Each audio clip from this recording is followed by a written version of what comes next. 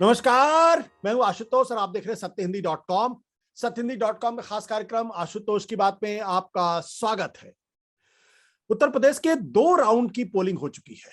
इसके साथ साथ उत्तराखंड और गोवा में भी पोलिंग कंप्लीट हो चुकी है। उत्तराखंड और गोवा दोनों जगह पे एक ही दिन में पोलिंग हुई है, लिहाजा आगे कोई पोलिंग उत्तराखंड और गोवा में नहीं होगी। लेकिन सबकी नजर उत्तर प्रदेश में लगी हुई है, जहां 7 राउंड में चुनाव होने वाले हैं। 2 राउंड की पोलिंग हुई है और इन 2 राउंड में 113 सीटों के लिए मतदान हो चुके हैं। पिछली बार भारतीय जनता पार्टी को इसमें से 91 सीटें मिली थी, जबरदस्त उनको जीत हासिल हुई थी।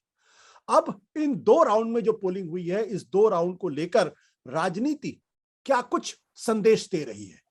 क्या भारतीय जनता पार्टी पिछला परफॉर्मेंस दोहराने के कगार पे है या समाजवादी पार्टी बढ़त हासिल करने की मुद्रा में आगे बढ़ रही है? क्या जो मुद्दे थे, बेरोजगारी के मुद्दे थे, महंगाई के मुद्दे थे, क्या वो मुद्दे तय कर रहे हैं या जातियों का जो अपना गठबंधन है वो एक नई तरीके की राजनीति कर रहा है? पहले चरण के बारे में यह कहा गया कि पहले चरण में जो जाटों का की नाराजगी थी, जो किसानों की नाराजगी थी, उसने खेल काफी कुछ किया है। दूसरे चरण में कहा जा रहा है कि इस इलाके में जो मुस्लिम मतदाता है वो 37% हैं, लिहाजा उनका गठबंधन भी बहुत महत्वपूर्ण रोल इस बार प्ले कर रहा है। हकीकत क्या है? असली खबर तो 10 मार्च को निकलेगी, जब नतीजे सामने आएंगे, काउंटिंग होगी। लेकिन उत्तर प्रदेश के चुनाव पे मैं कह सकता हूं कम से कम सबसे ऑथेंटिक नजर रखने वाले यशवंत देशमुख, जो लगातार अपने ट्रैकर के माध्यम से रोजाना जमीन पे क्या घटनाएं हो रही हैं उसकी जानकारी उनके पास लगातार रहती है। तो सी ओटर के डायरेक्टर, प्रमोटर और editor in chief Yashwant Deshmukh इस वक्त मेरे साथ हैं। आपका बहुत बहुत स्वागत है यशवंत। ये 2 राउंड की पोलिंग हो चुकी है। अब इस पोलिंग के बाद कयासों का बाजार बहुत तेजी के साथ गर्म है। भारतीय जनता पार्टी का दावा है कि वो बढ़त पे है, समाजवादी पार्टी का दावा है कि वो बढ़त पे है। आपके हिसाब से क्या चीज दिखाई पड़ रही है इस वक्त ग्राउंड पे? आशुतोष, देखिए, जो हम एनालाइज कर सकते हैं वो टर्नआउट को एनालाइज कर सकते हैं और जो हमारा आखिरी ओपिनियन पोल था उसके जो भी ट्रेंड हमने दिखाए थे, उसमें फेज वाइज जो हमको ट्रेंड ऑब्जर्व था, हम उस पर भी हम बात कर सकते हैं। जो टर्नआउट में आशुतोष दिख रहा है वो टर्नआउट तो हेल्दी है। पहले दिन लगा कि शायद टर्नआउट थोड़ा सा कम होगा पिछली बार के मुकाबले, लेकिन फाइनल आंकड़े आते आते ये लगभग 5 साल पहले वाला ही टर्नआउट वापस दिखा है। तो इसमें मान के चलना चाहिए कि टर्नआउट कम नहीं हुआ है, टर्नआउट अच्छा हुआ है। अलग अलग जिलों में आशुतोष जरूर अलग अलग टर्नआउट के ट्रेंड आए हैं और उसमें ऐसा लग रहा है देखने में कि बहुत सारे ऐसे जिले जो पहले फेज में, स्वाभाविक सी बात है, माइनॉरिटी वोटर्स बड़ी तादाद में अधिकांश जिलों में है, लेकिन जहां पे ज्यादा कंसंट्रेशन है वहां पे टर्नआउट और भी बेहतर है, ऐसे इंडिकेशंस हैं। तो उससे एक चीज समझ में आ रही है कि जिन जगहों पे आप ये कह सकते हैं पोलराइज्ड एनवायरनमेंट ज्यादा रहा है, टर्नआउट वहां पर ज्यादा है, तो ये कोई नया फैक्टर नहीं है। एक्चुअली में इसको ऐसे नहीं देखना चाहिए कि नया फैक्टर है। जो फैक्टर देखने वाला है वो ये कि जिसे हम पोलराइज्ड मानते थे पिछले 7 सालों में, वहां पर अभी भी पोलराइज्ड वोट पड़ा है या ये हाई टर्नआउट में वोट पड़ा है। मेरी बात समझ रहे हैं? एक पोलराइजेशन का टर्नआउट तो होता है ना कि एक संप्रदाय के लोगों ने वोट डाला और तनाव में दूसरे इलाकों में डाला तो बड़ा हाई टर्नआउट हो गया, तो वो तो एक स्वाभाविक है। लेकिन इस बार पहले 2 फेजेस में सबसे बड़े प्रश्न चिन्ह यही थे कि क्या जो 2 ध्रुवियों में बटे हुए थे मुस्लिम और जाट मतदाता, वो साथ आ रहे हैं, तो साथ अगर आ रहे हैं तो कितना आ रहे हैं, एक ये, और दूसरा आने के बाद में क्या टर्नआउट उतना ही रहता है। तो ये दोनों ही बहुत इंटरेस्टिंग फैक्टर है। अगर ये दोनों सच में साथ में आ रहे हैं और उतना ही टर्नआउट रहता है तो स्वाभाविक सी बात है कि वो खबर बहुत अच्छी बीजेपी के लिए नहीं होगी। और अगर ये दोनों उतना साथ में नहीं आए हैं और टर्नआउट हाई रहता है तो बीजेपी उसको अपने तरीके से विपक्ष की बजाय बीजेपी कहेगी कि नहीं, ये तो हमारे लिए अच्छी बात है। जो एक अंतिम सर्वे के समय हमने एक ट्रेंड लाइन डिस्कस किया था कि ये देखने की बात होगी, और ये अब हम लोग जो डाटा अब आएगा पोस्ट पोल में उसमें भी हम एनालाइज करेंगे कि जो साल भर ट्रैकर में जाट मतदाताओं का या पश्चिमी उत्तर प्रदेश में पैन रीजन स्विंग हमने बीजेपी से हट करके वो आरएलडी समाजवादी की ओर देखा था जी। उसमें एक प्रश्न चिन्ह ये लगा था कि जब पहली बार आरएलडी और एसपी के सीट डिस्ट्रीब्यूशन हुए और दूसरा सीट डिस्ट्रीब्यूट होने के बाद में उन्होंने अपने टिकट बांटे। तो क्या ऐसा है कि वो जाट प्लस मुस्लिम कॉम्बिनेशन ये पैन रीजन अभी भी काम कर रहा है, या जाट मतदाताओं की सिंपैथी अलग अलग जगहों पे अलग अलग तरीके से सामने आ रही है? तो इतना जरूर हम ये कह सकते हैं, जो जो पुराने आंकड़े हैं उसके आधार पे अंतिम पोल के समय में, कि जितनी सिंपैथी या जितना उत्साह जाट मतदाताओं में आरएलडी के लिए, जयंत चौधरी के लिए दिखा, उतना उनके पार्टनर्स के लिए उतना उस लेवल का उत्साह नहीं दिखा। दूसरे शब्दों में बोलें तो ऐसा नहीं लगा कि जैसे ऑलमोस्ट 100 में 80, 100 में 90 मुस्लिम मतदाताओं का कंसंट्रेशन पूरा गठबंधन, सपा के गठबंधन के लिए दिख रहा था, सेम उसी कंसंट्रेशन में जाट मतदाताओं का भी कंसंट्रेशन दिख रहा हो, ऐसा नहीं होता दिख रहा था। इसका मतलब बहुत साफ था कि शायद जिन जगहों पे समाजवादी पार्टी के कैंडिडेट खड़े हो रहे हैं, या खासतौर पर उन्होंने जहां मुस्लिम कैंडिडेट अपने दिए हैं, वहां पर शायद ये उस तरीके से काम नहीं पॉसिबली हो सकता किया हो जितना बाकी जगहों पे किया हो। लेकिन ये सब पोस्ट पोल के डेटा में जब हमारे पास में कंफर्मेशन आएगा, तभी हम इसको पुख्ता तौर पे कुछ हम कह पाएंगे एग्जिट पोल वाले दिन। अभी तो फिलहाल हमको ये लग रहा है कि जो पहले 2 फेज हुए हैं, उन 2 फेजेस में टर्नआउट बहुत जबरदस्त हुआ है। टर्नआउट हम भी जानते हैं कि ज्यादा होता है, अच्छा होता है, तो सामान्यतः हाई पोलराइज या एंटी इनकम्बेंसी, दोनों ही चीजों का एक अपने तरीके से एक इंडिकेटर माना जाता है। आपने बड़ी दिलचस्प बात की पहले चरण में, जो आपने कहा कि जो जाट वोटर था उसका रुझान वो जयंत चौधरी की पार्टी आरएलडी की तरफ ज्यादा दिखाई पड़ा, समाजवादी पार्टी की तरफ से उतना अपेक्षाकृत ज्यादा नहीं बल्कि कम दिखाई पड़ा। एक चीज और जो हमारे मन में है और हमारे दर्शक इस सवाल को जानना चाहेंगे कि जैसे जो जाट बेल्ट थी, जो शामली, मुजफ्फरनगर, बागपत, मेरठ, ये वो इलाके थे यहाँ पे वोटर टर्नआउट बहुत हाई था, 69%, 65% इस लेवल का था। लेकिन जैसे आगरा, अलीगढ़, बुलंदशहर के इलाके हैं, आगरा अलीगढ़ के जो इलाके हैं, वहां पे वोटर टर्नआउट कम दिखाई पड़ा है।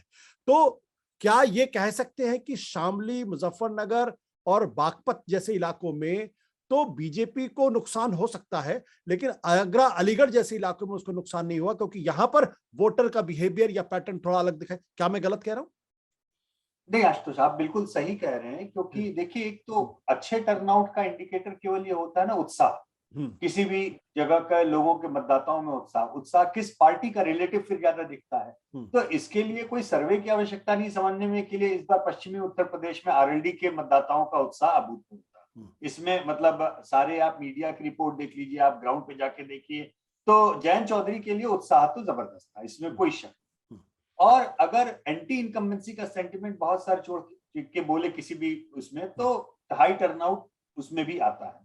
प्रो इनकम्बेंसी में हाई टर्नआउट के भी इवेंट हाल फिलहाल में नोटिस किए हैं, लेकिन कम से कम पश्चिमी उत्तर प्रदेश के केस में ऐसा जो एनेक्डोटल एविडेंस है उससे नहीं लग रहा। जो पुराने डेटा की समझ है या जो पत्रकारी एक रिपोर्टिंग की बुद्धि होती है, उसको देख के ये प्रो इनकम्बेंसी वाला हाई टर्नआउट उन इलाकों में नहीं दिख रहा है जिन इलाकों का आपने जिक्र किया। जिन जगहों पे टर्नआउट कम है आशुतोष, टर्नआउट कम होने की दशा में सामान्य तौर पे हम लोग ने ये भी एक ट्रेंड देखा है कि जिन पार्टियों के पास में कैडर वोट ज्यादा होता है उनको ज्यादा लाभ होता है। क्योंकि जैसे आपको एक बहुत विचित्र सी चीज बताएं, अब आपने देखा जो आपकी नोएडा वाली सीटें हैं, जैसे खासतौर पे बहुत ही अर्बन सीटें हैं इस तरीके की, वहां पे अक्सर ही बाकी ग्रामीण इलाकों के परिवेश में बहुत कम वोट निकलता है। मतलब आप टर्नआउट देखें तो ऐसे पंकज सिंह की सीट है नोएडा प्रॉपर, अब उस सीट के ऊपर आप अगर रिलेटिव टर्नआउट देखेंगे तो शायद आप वहां से 50 किलोमीटर आगे किसी ग्रामीण सीट से 20% भी नीचे हो सकता है उसका टर्नआउट आपको दिखे। लेकिन वो सीट ऐसी है जहां पर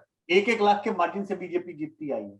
तो कम टर्नआउट पे भी हाईएस्ट पॉसिबल मार्जिन से बीजेपी वो सीटें एक्वायर करती। कारण उसका ये भी आशुतोष कि ऐसी तमाम सीटें हैं जहां पे विपक्ष के वोटर्स को लगता है यार ये सीट पे हम नहीं जिता सकते, तो एक रिलेटिव टर्नआउट कम हो जाता है। मानिए अगर हम आशुतोष की पार्टी का समर्थन करते हैं और हमें लगे आशुतोष इस सीट पर इसकी पार्टी उसमें ही नहीं है, रेस में नहीं है, तो एक मनोबल कम हो जाता है कि छोड़ो यार कौन वोट डालने जाए। तो कम टर्नआउट में भी रिलेटिवली हायर मार्जिन से दूसरी पार्टी जीतती है। तो ये स्ट्रॉन्ग होल्ड्स में अक्सर देखा जाता है। टर्नआउट हाई आशुतोष वहां पर हो जाता है जहां मामला बहुत कांटे का होता है, दोनों पक्षों को लगता है कि नहीं हम ये सीट निकाल सकते हैं। तो जिन इलाकों में आपने लो टर्नआउट की बात की, आप ये पाएंगे कि उनमें से बहुत बड़ी तादाद में शहरी ऐसे इलाके हैं जो परंपरागत रूप से बीजेपी के गढ़ है, और परंपरागत रूप से बीजेपी के गढ़ होने के कारण वहां पे जो एंथुजियाज्म है वो बीजेपी के वोटर्स का तो अच्छा रहता है, लेकिन अपोजिशन वोटर्स का नहीं अच्छा होता, तो ओवरऑल टर्नआउट गिर जाता है, लेकिन बीजेपी वहां पे लंबे मार्जिन से जीतती है। तो आपने दो इलाकों की जो बात की उसमें टर्नआउट के एविडेंस से उसको देख के लगता है कि पहले इलाके में वो शायद अपोजिशन के लिए बहुत अच्छे साबित होंगे, और दूसरे जो सेट ऑफ आपने इलाके जो बताए उसमें लगता है वो इलाके बीजेपी के लिए बेहतर। यशवंत, मैं आपकी मजबूरी समझता हूं क्योंकि इलेक्शन कमीशन की पाबंदी भी है, क्योंकि पहले जो पहला चरण था उसमें 58 में से 53 सीटें भारतीय जनता पार्टी को मिली थी। क्या आप उसमें गिरावट देखते हैं? कि मैं नंबर की बात नहीं कर रहा हूं, क्या उसमें आप गिरावट देखते हैं?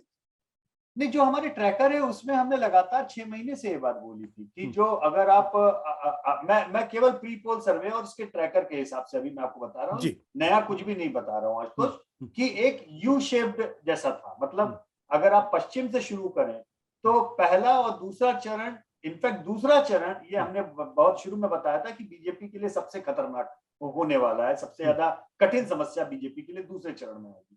फिर वहां से इतना गिरने के बाद में फिर एक प्लेटो आता है जहां पे आप सेंट्रल यूपी में एंटर करते हैं, बुंदेलखंड, अवध, सेंट्रल यूपी, यहाँ पे बीजेपी के लिए अभी भी लीड हमारे ट्रैकर में लगातार बताया था कि बहुत अच्छी है। और अंत के दो चरण जहां पे आप पूर्वांचल की ओर जाते हैं वहां पे बीजेपी के लिए समस्याएं बढ़ने की खबर थी। तो अब इसमें देखिए, जैसे इस पूरे, अगर आप स्प्रेड देखें पश्चिम से लेके पूरब तक, तो उसमें समाजवादी पार्टी के लिए आरएलडी का एक ठोस अलायंस, ये सबसे एक जिसे कहें टेंजिबल अलायंस।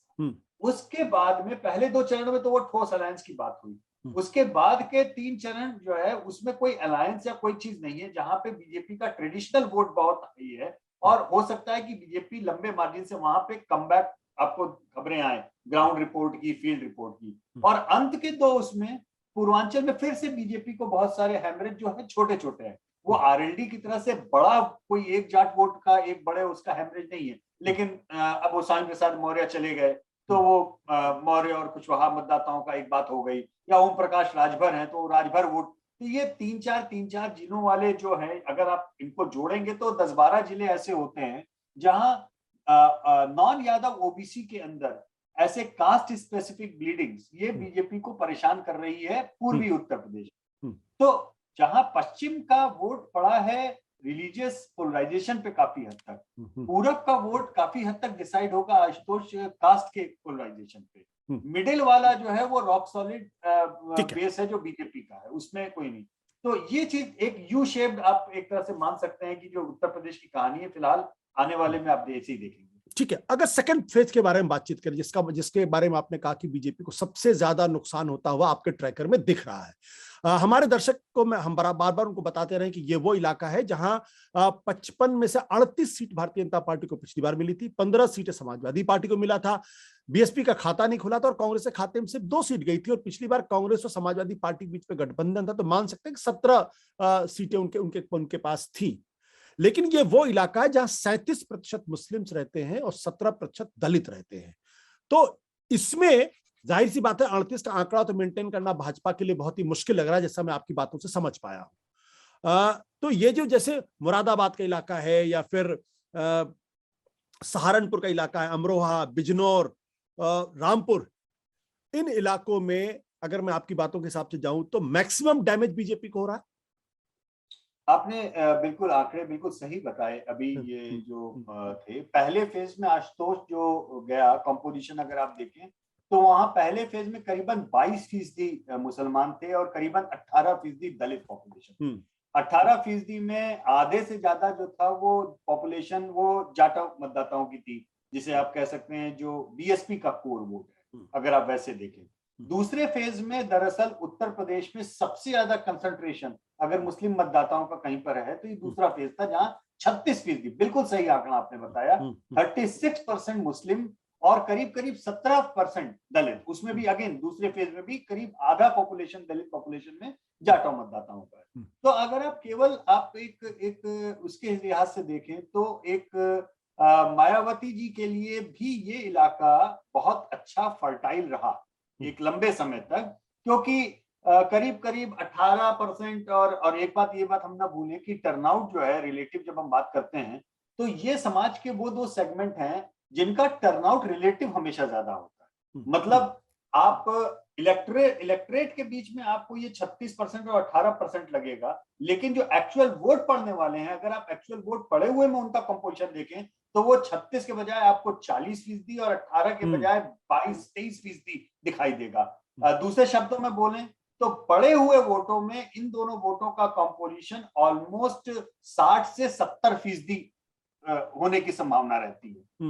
ये बड़ा क्रिटिकल कंपोनेंट है। तो मायावती जी को बहुत लाभ इसका लंबे समय तक मिला, लेकिन इस बार वो सीधा सीधा फायदा वो समाजवादी पार्टी को मिल सकता है, क्योंकि इस 36% में अगर 90% टर्नआउट हुआ है तो वो एक रॉक सॉलिड वोट जो है, जिसे कहते हैं बेस, उनकी रेस ही जो है समाजवादी पार्टी की 30% वोटों के साथ में यहाँ पर शुरू हुई है। बीजेपी और बीएसपी की कहानी में दिक्कत ये आ रही है बीएसपी को कि अब मुस्लिम वोट उनको लगता नहीं है कि यूपी में बहुत, इस बार ट्रैकर में तो कम से कम हमको नहीं दिखाई दिया कि पड़ेगा, और अगर पड़ा भी होगा तो शायद उन जगहों पे जहां पे समाजवादी पार्टी का कैंडिडेट नहीं अच्छा होगा और लोगों को लगेगा कि ये बीजेपी को हराने में सक्षम नहीं है, तो ऐसा रेयर जगहों पे शायद पड़ा हो। यशवंत, एक चीज जो बीजेपी के कई लोगों से मेरी बातचीत हुई है, उनका ये कहना है कि जो सेकंड फेज में जो लोग ये अनुमान लगा रहे हैं कि दरअसल बीजेपी बहुत खराब प्रदर्शन करी, ऐसा नहीं है, क्योंकि अगर मुस्लिम वोटर अगर कंसोलिडेट कर रहा है तो उसकी प्रतिक्रिया हिंदू वोटर में भी होती है और लिहाजा उनको लग रहा है कि उनको उतना डैमेज नहीं होगा। क्या ग्राउंड पे वो हिंदू कंसोलिडेशन दिख रहा है? और ये बात मैं इसलिए कह रहा हूं क्योंकि उसी दिन योगी आदित्यनाथ ने गजवा हिंद की बात की कि हिंदुस्तान तो शरीयत के हिसाब से चलेगा, कॉन्स्टिट्यूशन के हिसाब से, हिंदुस्तान संविधान से चलेगा, शरीयत के हिसाब से नहीं चलेगा।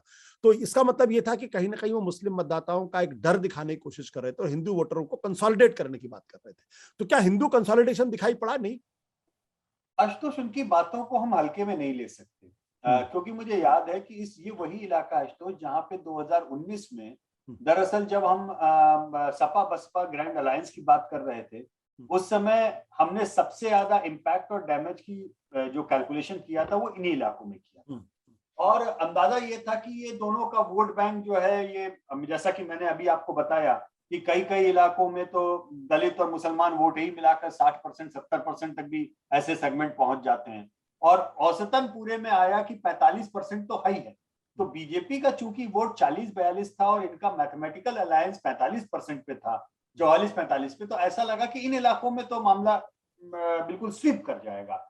लेकिन बीजेपी ने जब, खासतौर पर मैं नाम लेके बोलना चाहूंगा, मेरे ख्याल से गृह मंत्री अमित शाह ने जब बोला कि हमको 50% की राजनीति करनी है 40% की, तो सच्चाई यह है कि हम में से कई सारे एनालिस्ट और इंक्लूडिंग पोस्टर्स, हम लोग ने उस बात को बहुत हल्के में लिया था। हमें लगा कि हमें ये बड़बोलापन होता है, लेकिन जब रिजल्ट्स आए तो हमने देखा नहीं, उन्होंने सच में 50% की राजनीति कर दी, लंबी लाइन खींच दी।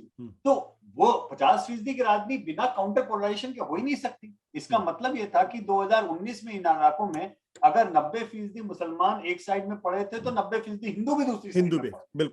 बिल्कुल ये एक्सट्रीम पोलराइजेशन की स्थिति। देखिए, समस्या यहाँ पे इस बार केवल जाट मतदाताओं के कारण, पोजिशनिंग के कारण आई, क्योंकि अगर जाट मतदाता जो कि एक आप कह सकते हैं कि दलित मतदाताओं के बियॉन्ड, इस चरण में, 2 चरणों में हिंदू सोसाइटी का सबसे बड़ा सिग्निफिकेंट हिस्सा जाट मतदाता है, जो मोटे तौर पर पश्चिमी उत्तर प्रदेश में अगर आप इलेक्टोरली बोले तो समवेयर बिटवीन 15 to 20% एक अलग अलग जिले के हिसाब से आपको दिखाई देगा। बाकी बचे हुए यूपी में 5% से नीचे ही है सब जिलों में, केवल इसी जगह पे 15 से 20% का कंसंट्रेटेड है। तो अगर वो बड़ा ब्लॉक पोलराइज्ड नहीं है कम्युनल लाइन पे और उसमें अगर स्प्लिट हो गया है, तो वो वही एक है जो बीजेपी को कष्ट देने वाली स्थिति में है। मुझे लगता है कि उनकी बात को हम हल्के में नहीं ले सकते, उनका ये कहना सही है, क्योंकि उन्होंने पिछली बार कर दिखाया था। जैसे हम कहते हैं ना कि भाई हम पंजाब के मामले में आपको कहते हैं आम आदमी पार्टी का तो पिछली बार भी आ रहा था, नहीं हुआ, तो हम दूध के जले हैं, छाछ फूक के पी रहे हैं। इस बार भी ग्राउंड लेवल बहुत भयंकर दिख रहा है, लेकिन डर लग रहा बोलने में कि क्या वो मेजॉरिटी पा जाएंगे। उसी तरह से पश्चिमी उत्तर प्रदेश में वो भी हम दूध के जले हैं। हमको लगता था कि इनका सुपड़ा साफ हो जाएगा, ये गायब हो जाएंगे, डब्बा गोल हो जाएगा, लेकिन लोकसभा चुनाव में कम से कम उन्होंने लंबी लाइन खींच के रख दी थी। विधानसभा चुनाव में और लोकसभा चुनाव में अंतर, और मुझे ऐसा लगता है आशुतोष कि अभी वाले इसमें शायद बीजेपी को दिक्कत आई, क्योंकि जितना हमारे प्री पोल सर्वे का ट्रैकर था, और ये बात मैं बार बार कह रहा हूं कि उस ट्रैकर के डेटा में किसान आंदोलन का कोई, जब हमने इसको ट्रैक करके पहली चेतावनी अपने ट्रैकर में देनी शुरू की थी, उस समय किसान आंदोलन तो स्थिर भी नहीं हुआ था। ये बात 2019 के बाद से ही हम लोग जो हमारे ट्रैकर्स चल रहे थे उसमें लगातार बोल रहे थे कि जाट मतदाता वो परेशान है, क्योंकि उसको संभव ये लगता है कि हमको लखनऊ में अपने शेयर ऑफ पावर जिसे कहते हैं, वो 14 में, 17 में, 19 में 3 बार वोट दिया, लेकिन हमको वो इज्जत नहीं मिल रही है, हमको वो पावर में इक्वेशन में जगह नहीं मिल रही है जिसके वो हकदार अपने आप को मानते हैं। दूसरा, अजीत सिंह जी की मृत्यु एक बड़ा फैक्टर है, हम ये माने। अजीत सिंह, चौधरी अजीत सिंह और उनके पिताजी, मतलब जाट पॉलिटिक्स का अगर आप नाम सोचें तो उत्तर प्रदेश में सबसे बड़ा नाम वही था, चौधरी चरण सिंह और अजीत सिंह। हाँ बिल्कुल वही थे। तो और उनकी मृत्यु हारने के बाद जो हुई, मतलब कोविड से हुई, लेकिन मतलब एक टीस रह गई जैसे लगता है लोगों के मन में कि यार उनको हारा हुआ नहीं भेजना चाहिए। तो ये सिंपैथी भी है, ये सेंटिमेंट ऑफ चेंज भी है, और इसमें थोड़ी तारीफ जयंत की भी करनी चाहिए, क्योंकि मुझे लगता है कि लेगेसी की लंबी लाइन खींचना आशुतोष आसान नहीं होता कई बार। और मैं जितना ऑब्जर्व करता हूं या जितना पढ़ रहा हूं और जो लोग उनसे मिल रहे हैं और जैसा मुझे बता रहे हैं, उसमें ऐसा लगता है कि उन्होंने वो कहीं ना कहीं शायद अपने पिता से लंबी लाइन खींचे, लोगों से मिलने में, मिलनसारिता में, या और नॉन जाट वोटर्स को अपने साथ में लाने में। ये चीज हो सकता है। ये समाव, जैसे कि आपको याद है झारखंड चुनाव के पहले हम आपसे बात कर रहे थे तो हमने आपको बोला था कि ये हेमंत सोरेन को लोग हल्के में ले रहे हैं, लेकिन ये शिबू सोरेन से लंबी लाइन खींच रहा है, क्योंकि ये आदिवासी वोटर्स के बियॉन्ड जाकर के नॉन आदिवासी, जिसे वहां सदान वोटर कहते हैं, वो उनको भी अपनी ओर खींचते हैं। और जब वो जीत गए तो हमको एकदम से लगा कि ये चमत्कार कर दिया लड़के ने। मुझे लगता है कि शायद लॉन्ग टर्म लंबी रेस का घोड़ा जिसे कहते हैं, उस हिसाब से जयंत एक लंबी रेस की है। आप पश्चिमी उत्तर प्रदेश, कल के दिन बहुत सारे लोग बात बोलते हैं उत्तर प्रदेश के अलग टुकड़े भी होंगे, तो वो अलग तरीके की राजनीति के ऊपर फोकस करते। उत्तर प्रदेश को लेकर मैं एक और सवाल पूछूंगा, उसके बाद फिर हम थोड़ा सा उत्तराखंड के बारे में चर्चा करेंगे और गोवा के बारे में चर्चा करेंगे। हमारे कुछ वरिष्ठ साथियों ने जो उस उन इलाकों में गए, उन्होंने एक ट्रेंड जरूर देखा। उन्होंने देखा कि जो शाक्य वोट है वो थोड़ा उसमें टूटन दिखाई पड़ रही है और वो समाजवादी पार्टी की तरफ जाता हुआ दिख रहा है। साथ ही साथ सैनी वोटर में भी उनको ये टूटन दिखाई पड़ी है। और उनका ये भी कहना था कि जो दलितों में जो थोड़ा सा पासी वोटर है या वाल्मीकि वोटर है, वो भी थोड़ा सा बीजेपी से हल्का सा दूरी जाता हुआ दिखाई पड़ रहा है। क्या आप इस बारे में आपकी क्या नजरिया है? देखिए, शाक्य, सैनी, मौर्य, कुशवाहा, ये इन वोटर्स में टूट जो ट्रैकर में जितनी दिखी थी वो हमने रिपोर्ट की थी। टूट का ये भी असर होता है कि कई बार जब आप जीतते हुए नहीं दिखते हैं तो वो टूट और ज्यादा विनिंग कैंडिडेट की ओर होती है। लेकिन जैसा कि मैंने बोला कि आपके स्विंग का मेजॉरिटी कंपोनेंट जो समाजवादी पार्टी का रहा, मेजॉरिटी कंपोनेंट जो है वो पहला आया बीएसपी के मुस्लिम मतदाताओं का सपा की ओर आने से, और दूसरा कंपोनेंट आया आरएलडी के आने से जाट मतदाता। अब इन कंपोनेंट के बियॉन्ड, जिस तरीके से, ये मैं 80-90% वाले कंपोनेंट बोल रहा हूं, इन कंपोनेंट को जैसे ही आप पश्चिमी उत्तर प्रदेश के अब आगे आप जाके देखेंगे तो आप पाएंगे मुस्लिम मतदाताओं वाला तो इक्वेशन ठीक रहेगा, क्योंकि वो अब लगातार और पोलराइज होता ही जाएगा सपा के लिए। लेकिन जाट मतदाता इसके बाद में और नहीं है बची हुई, नहीं। तो ऑब्वियसली जिस ओर आप इशारा कर रहे हैं वो क्रिटिकल हो जाएंगे। शाक्य, सैनी, मौर्य, राजभर, अलग अलग जिले में ये क्रिटिकल होंगे।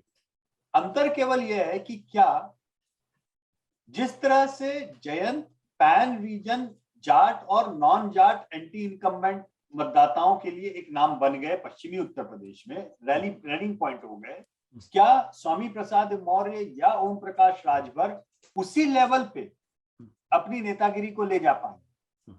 सवाल ये है। और अगर ले जा पाएंगे तो बीजेपी के लिए बहुत मुश्किल होने, और नहीं ले जा पाएंगे तो ये डैमेज करेगा, लेकिन ये डैमेज उस लेवल का नहीं होगा जिसमें आप अंदाजा लगाएं कि नहीं ये फ्लिप हो जाएगा, ये उस लेवल का नहीं होगा। तो अभी ये प्रूवन नहीं है, और ये चुनाव बहुत महत्वपूर्ण इसलिए भी होगा आशुतोष, क्योंकि इस तरह की तमाम लीडरशिप्स की इलेक्टोरल प्रूविंग भी हो जाएगी। अगर तो ये लोग कामयाब हो जाते हैं तो आप यकीन मानिए फिर उत्तर प्रदेश की राजनीति बहुत लंबे चर्निंग में गुजरेगी, क्योंकि फिर ये केवल ओम प्रकाश राजभर और स्वामी प्रसाद मौर्य नहीं होंगे, फिर आपको 25 जातियों के, जैसे तमिलनाडु की राजनीति आप देखते हैं ना, तमिलनाडु की राजनीति दूर से देखने में आपको भले ही बाइपोलर दिखे एडीएमके और डीएमके, फ्रेगमेंटेशन बहुत है, बहुत फ्रेगमेंटेशन है। 25 जातियों की 25 पार्टियां और 25 नेता, और वो 2 पोल्स में बढ़ते हैं, इसलिए 2 पोलर दिखता है। तो अगर ये ओम प्रकाश राजभर, स्वामी प्रसाद मौर्य, निषाद, इन सब की लीडरशिप वाले ये फ्रेगमेंटेशन ये आपके हिट कर गए बीजेपी को, और ये अंडरलाइन हो गया, ये सक्सेसफुल है, तो यूपी में आप फिर जातिगत राजनीति की पार्टियों के, छोटी छोटी पार्टियों का उदय, छोटी छोटी पार्टियों के नेताओं का उदय ये बड़ी तादाद में देखेंगे। लेकिन अगर ये नहीं हुआ तो फिर मुझे लगता है कि यूपी की पॉलिटिक्स बाइपोलर तो और होगी, लेकिन वो 2 बड़े हिस्सों में सीधी सीधी बाइपोलर। बिल्कुल, यानी जितनी जातियों के नेता हम इधर गिन रहे हैं, उन्हीं जातियों के पैरेलल नेता दूसरे साइड में भी फिर खड़े होंगे और हमें दिखेंगे।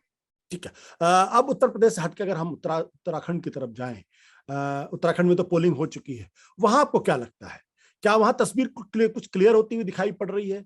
क्योंकि बीजेपी वहां सत्ता में है, क्या कांग्रेस पार्टी इस बार अपदस्थ करने की स्थिति में है, या अभी तस्वीर साफ नहीं है?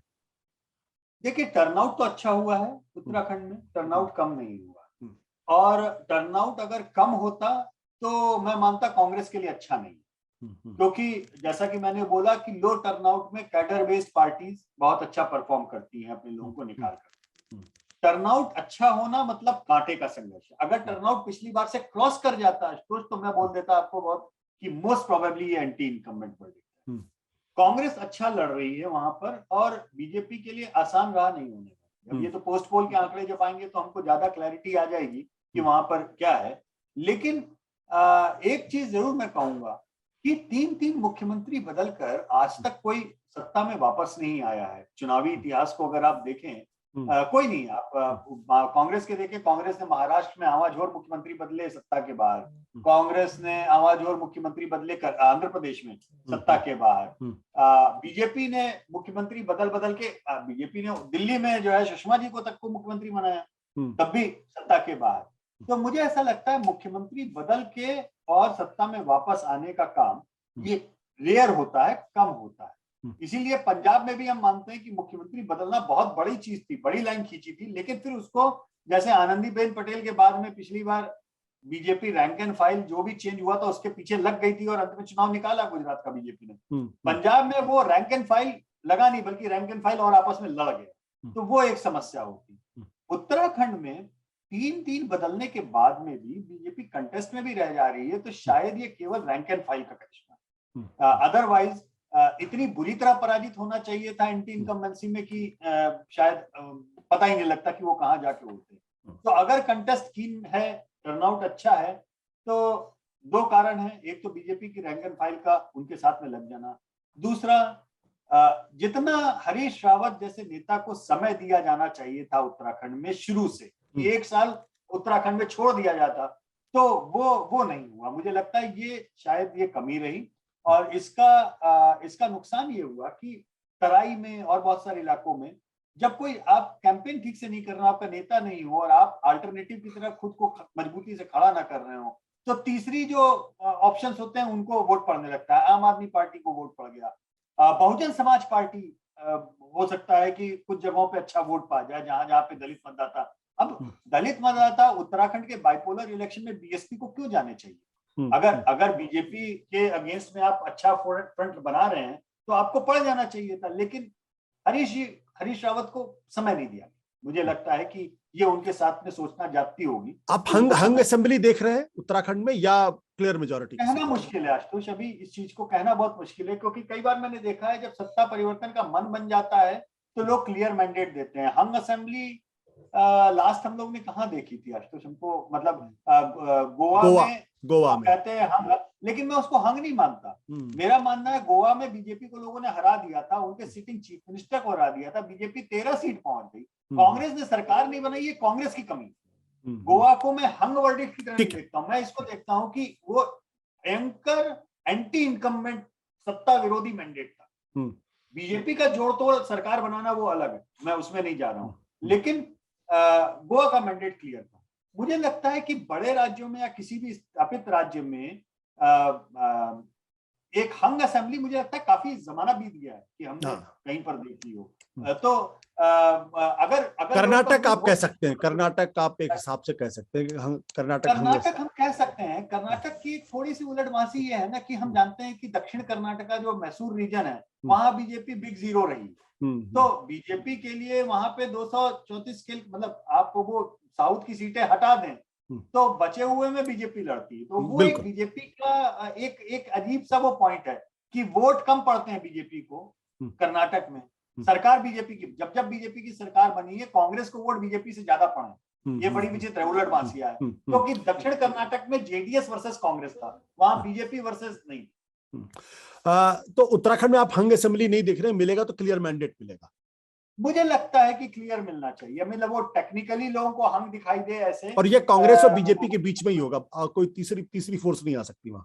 तीसरी फोर्स की कोई इसमें गुंजाइश बहुत ज्यादा नहीं दिखती, लेकिन हाँ 8-10 सीटें ऐसी जरूर होंगी जहां पर आप पाएंगे कि जो छोटी पार्टियां हैं उनके कैंडिडेट बहुत अच्छा कर रहे हैं। हो सकता है कि 4-5 वियर्ड तरीके से वो लोग सीटें भी निकाल ले जाए, ये भी पॉसिबिलिटी हो सकती है, क्योंकि ट्रैकर में हम लगातार बता रहे थे कि आम आदमी पार्टी का ग्राफ ये 10% के ऊपर वोट का लगातार, अब कितना एक्चुअल वोट में कन्वर्ट होगा तो ये भगवान ही जाने, आने के बाद में समझ में आएगा। गोवा की बात करते हैं, अभी आपने गोवा का जिक्र भी आपने किया।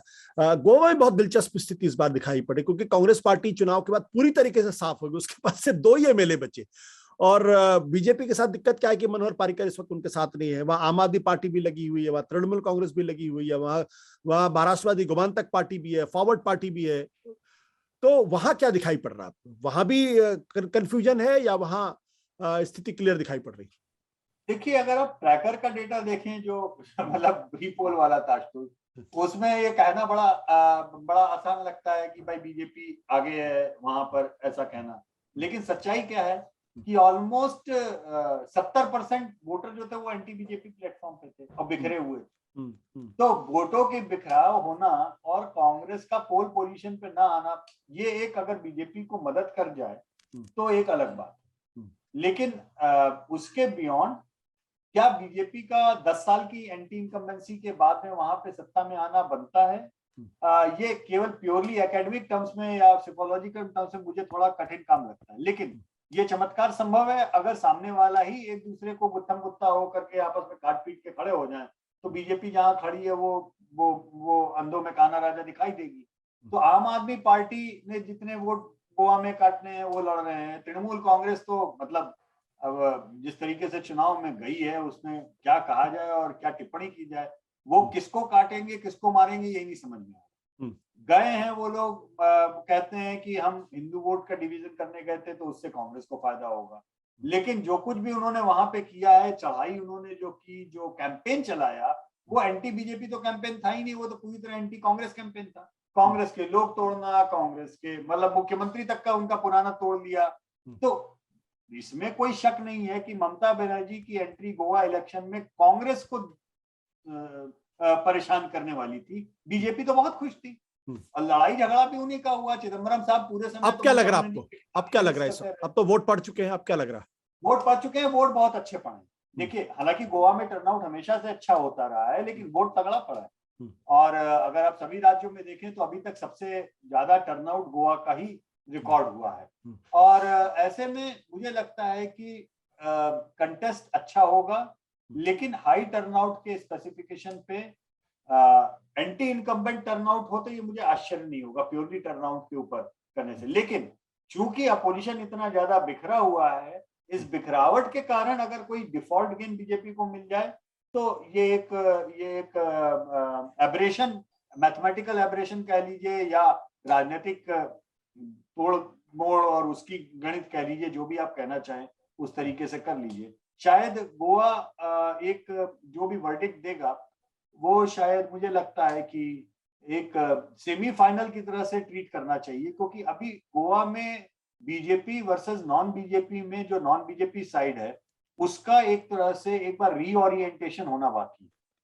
वो जैसे महाराष्ट्र में रीओरिएंटेशन हो गया ना कि हमने कल्पना की थी क्या कभी शिवसेना और कांग्रेस और एनसीपी को साथ में, तो रीओरिएंटेशन तो पॉलिटिकल होते रहते हैं। तो क्या BJP single largest party emerge कर सकती है या कांग्रेस इमर्ज करेगी? जो हमारा प्री पोल सर्वे में जितना आंकड़ा दिख रहा था आशुतोष, उसमें तो लग रहा था कि बीजेपी सिंगल लार्जेस्ट इमर्ज करेगी, क्योंकि वोट शेयर का गैप बहुत मतलब 30% और 20% का गैप था। मतलब उस तरीके का 10% का जब गैप हो तो थोड़ा सा ये सोचना कि 10% पीछे रह के कोई पार्टी सिंगल लार्जेस्ट इमर्ज कर जाए, ये टेक्निकली थोड़ा सा दिक्कत का काम है। वो मुश्किल होता हुआ दिख रहा है। और आम आदमी पार्टी भी ऑलमोस्ट 20% के आसपास पोल कर ही रही थी, कम नहीं पोल कर रही थी। अब एक्चुअल में अब वोट कितने पड़ेंगे और वो कितनी सीटों पे एक्चुअल में जीत पाएंगे कि नहीं जीत पाएंगे, ये एक अलग विषय है। लेकिन इतना जरूर है कि आप बड़ी तादाद में ऐसी सीटें गोवा में पाएंगे जो बीजेपी ने जीती हैं, और उसमें आप पाएंगे कि कांग्रेस या जो भी दूसरी पार्टी है या आम आदमी पार्टी भी है, वो तीसरी पार्टी का वोट हार जीत के मार्जिन से ज्यादा होगा। ऐसी बड़ी तादाद में आप सीटें पाएंगे। चलिए, तो ये थे यशवंत देशमुख, जिनसे हमने बातचीत की कि 2 राउंड की जो उत्तर प्रदेश की पोलिंग है और उत्तराखंड और गोवा में जहां पोलिंग पूरी तरीके से खत्म हो गई है, उसमें क्या कुछ दिखाई पड़ रहा है। बहुत बहुत शुक्रिया, थैंक यू सो मच। सत्य हिंदी का ऐप डाउनलोड करें गूगल प्ले स्टोर पर।